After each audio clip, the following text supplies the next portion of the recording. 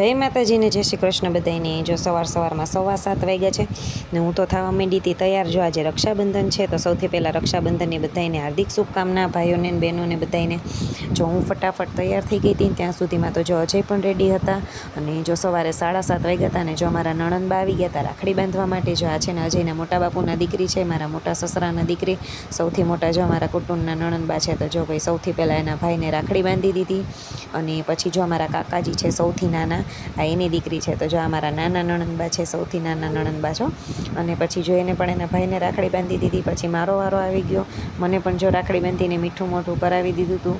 અને પછી જો અમારી વીરાંશી ઉઠી ગઈ હતી ને નાહી ધોઈને તૈયાર થઈ ગઈ હતી સરસ। જો સૌથી પહેલાં કાનાજીને રાખડી બાંધવાની હતી ને એટલે જો સરસ કાનાજીને દૂધથી નવડાવી દીધા, પછી પાણીથી નવડાવીને સરસ ચોખ્ખા કરી નાખ્યા। અને પછી જો સરસ એનો વાઘો ને બધું હાર ને સાફો ને બધા સરસ નવા વાઘા પહેરાવી દીધા કાનાજીને, ને ચાંદલો ને કંકુ ચોખ્ખા કરી દીધા।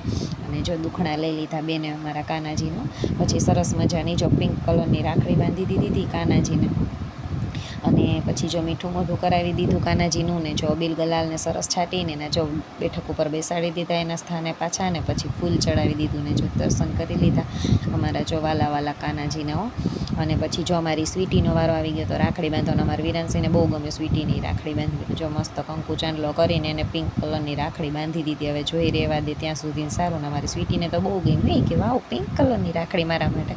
ત્યાં સુધીમાં જો અમે કાકાજીના ઘરે આવ્યા હતા, વિરાંશીને રાખડી બાંધવાની હતી ને બાલ બચ્ચાને। તો જો અમારા નણંદબાએ મને રાખડી બાંધી હતી, પછી જો એના ભાઈને રાખડી બાંધી હતી। જો અમારા બીજા ફઈજીના દીકરી છે નાના નણંદબા, એને પણ જો એના ભાઈઓને રાખડી બાંધવાનું કામ પતાવ્યું ને ત્યાં સુધીમાં જો અમારા દેરના છોકરાઓ છે બે બેલડાના છે મસ્ત ટ્વિન્સી બોય। તો જો સૌથી પહેલાં એકને રાખડી બાંધી હતી વિરાંશીએ। આ તો જો અમારો છાનોમનો બેઠો હતો રાખડી બાંધવા દેતો હતો।